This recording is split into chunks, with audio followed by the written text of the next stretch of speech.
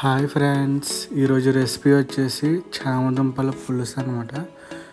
ముందుగా ఇవి 1/2 కేజీ చామదుంపలు తీసుకుని బాగా క్లీన్ చేసుకోవాలి. మట్టి అది బాగా ఉంటుంది.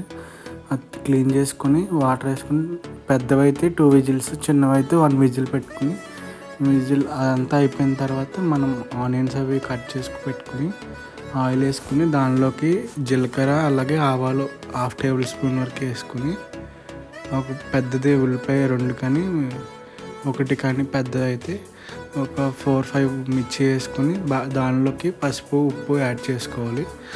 తర్వాత మనం ఉడకపెట్టి ఉంచుకున్న చామదుంపలు కట్ చేసుకుని కొంచెం చిన్న ముక్కలుగా ఇందులో వేసి మగ్గించుకోవాలి. అవి కొంచెం మగ్గిన తర్వాత దానిలోకి మనకి సరిపడా ఉప్పు, కొంచెం కారం ఒక 1/2 టేబుల్ స్పూన్ వరకు,